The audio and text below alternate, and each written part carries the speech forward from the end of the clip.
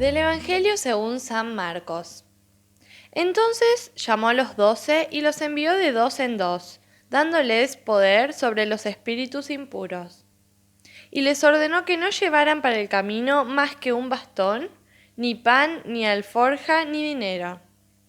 Que fueran calzados con sandalias, y que no tuvieran dos túnicas.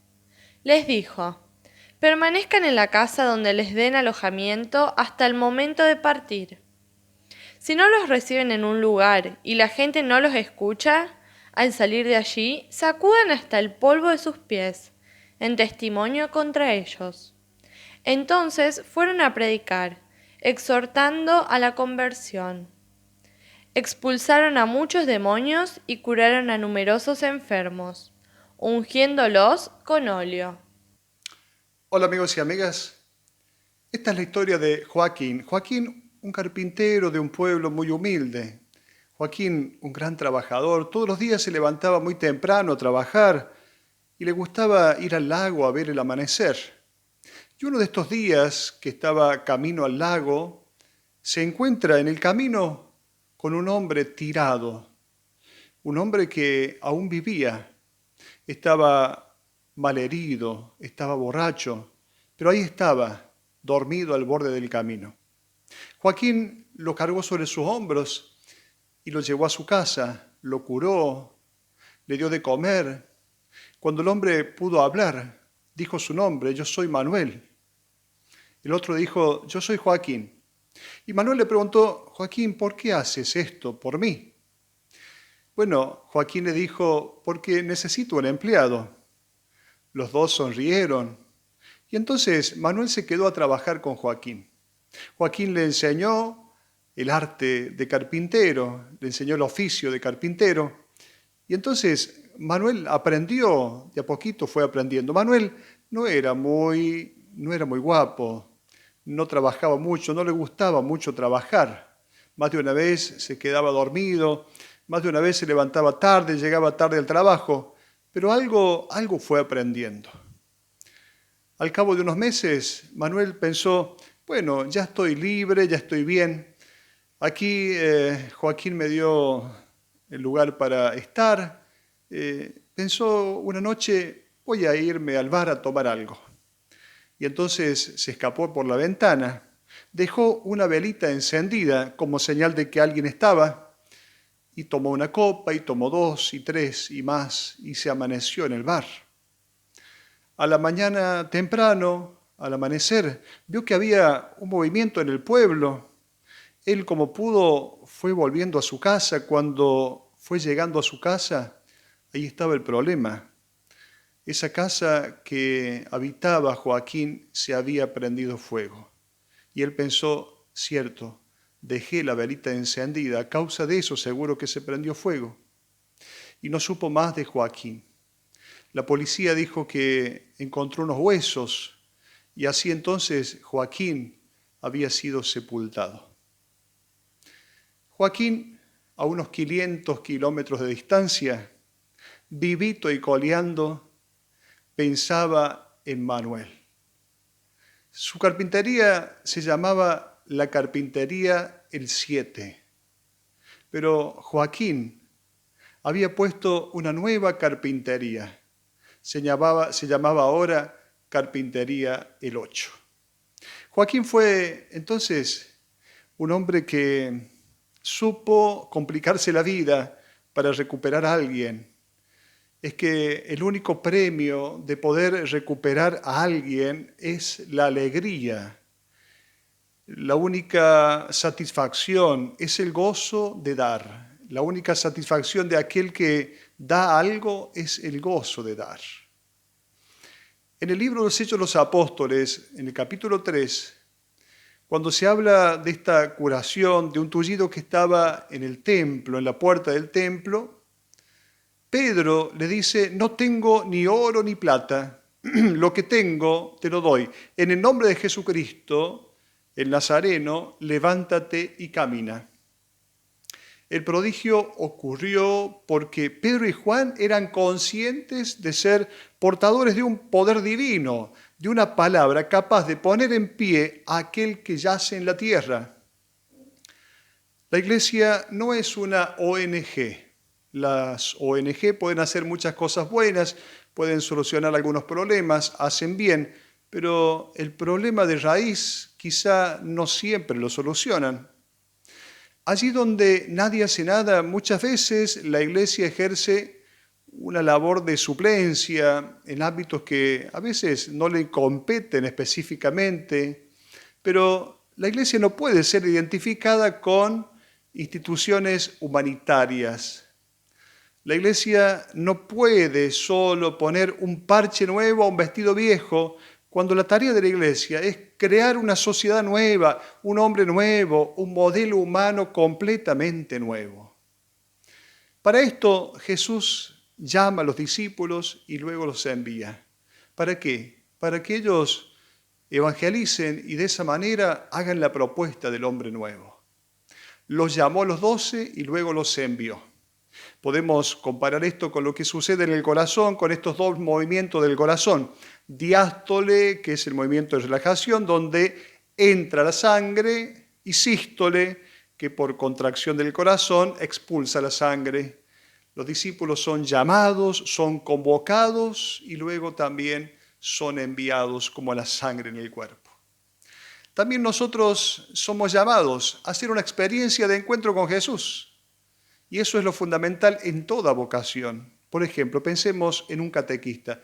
No es lo mismo ser catequista que dar catequesis. Catequesis puede dar cualquiera, cualquier persona, pero ser catequista es alguien que primero ha tenido un encuentro con Jesús. Somos enviados, esto significa somos una comunidad enviada. Es importante entonces mantener la permanente referencia a aquel que envía, a Jesús y a la comunidad. No se trata de una iniciativa personal, es una respuesta a una iniciativa, siempre iniciativa de Dios. Y son enviados de dos en dos. A diferencia del hinduismo, por ejemplo, del budismo o de otras religiones que proponen alcanzar un ideal, diríamos, de perfección espiritual propio de un equilibrio interior, el cristianismo no puede ser vivido sino solo en comunidad, solo en comunidad. En la comunidad cristiana primitiva, esto era una regla, que fueran siempre de dos en dos. Vemos, por ejemplo, la comunidad de Antioquía que manda a predicar el Evangelio. ¿A quiénes? Saulo y Bernabé van juntos, Pablo y Silas, luego Bernabé y Marcos, siempre de a dos. La evangelización nunca es un trabajo de individuos que predican las propias intuiciones o las propias aspiraciones personales. El que anuncia el Evangelio debe estar en plena armonía y en sintonía, en comunión con la comunidad, con la iglesia. Este es el misterio de la fraternidad, diverso de la amistad. Los amigos se eligen, en cambio los hermanos simplemente están.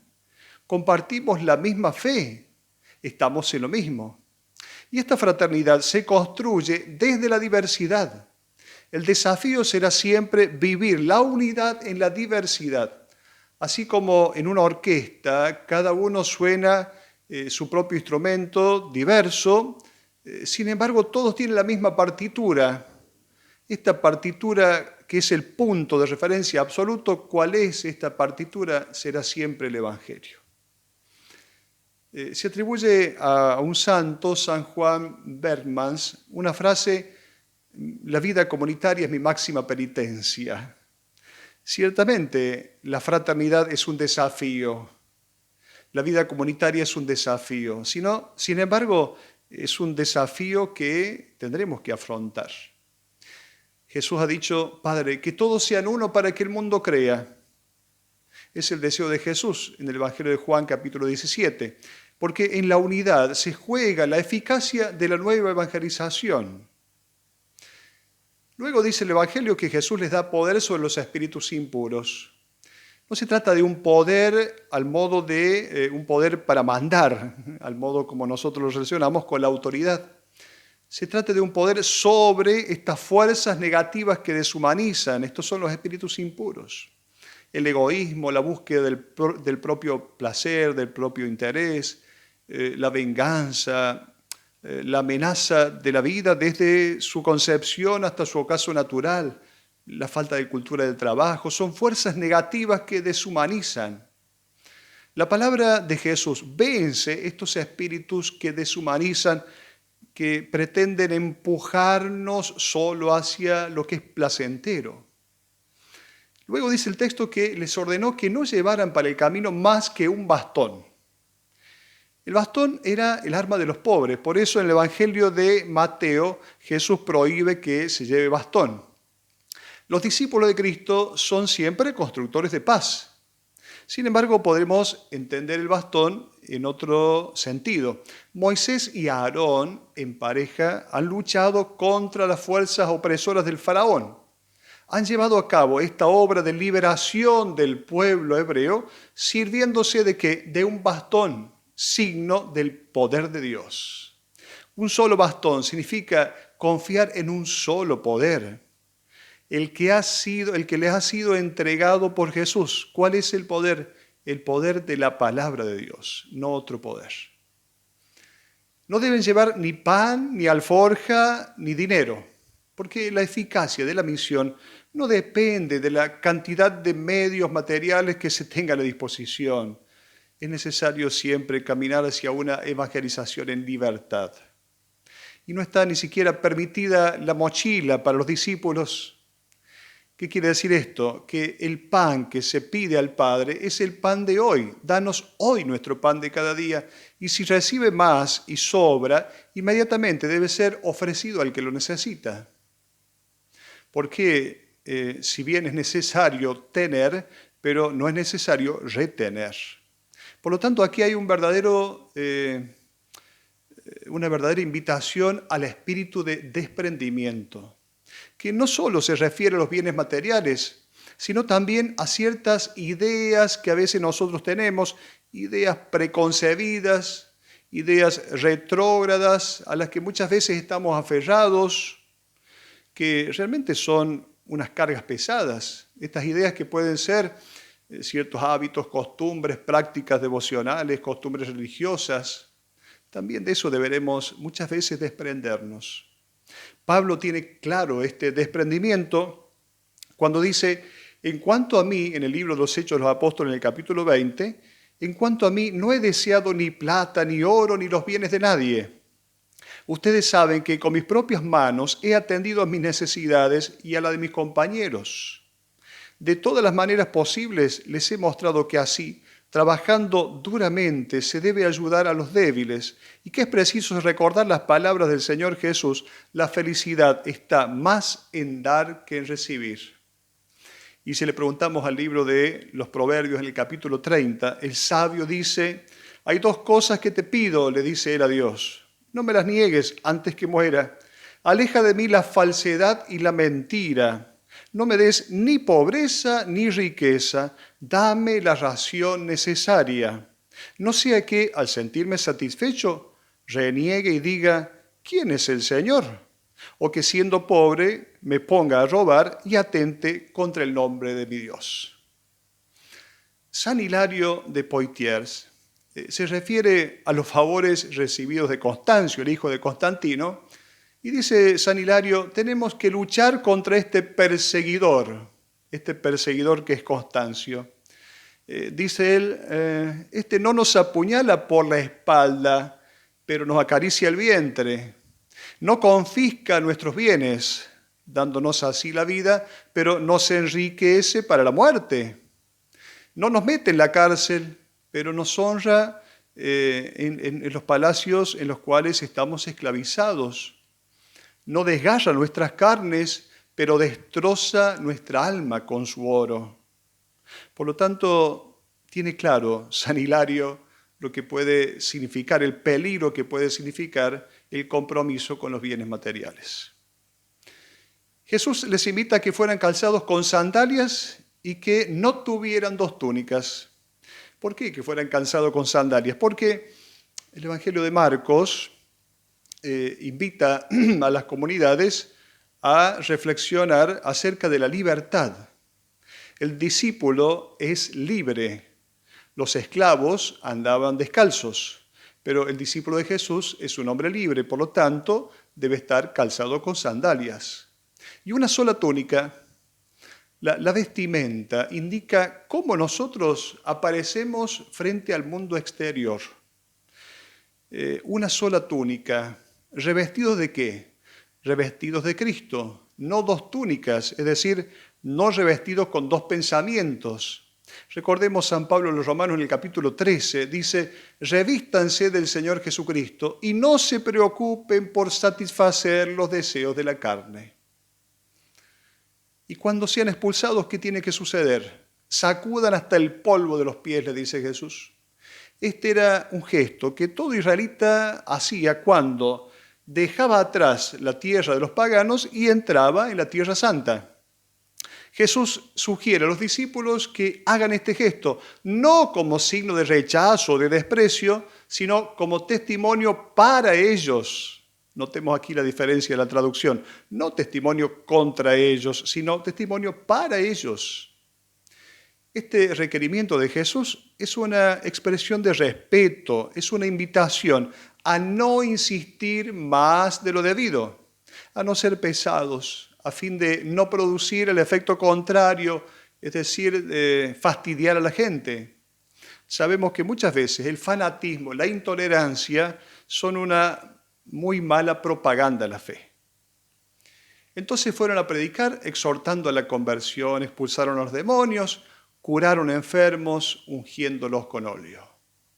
Aquí están las palabras y los signos y las palabras que siempre van intrínsecamente unidos. Las palabras desentrañan el sentido de los gestos y los gestos verifican el sentido de las palabras. Hasta la próxima.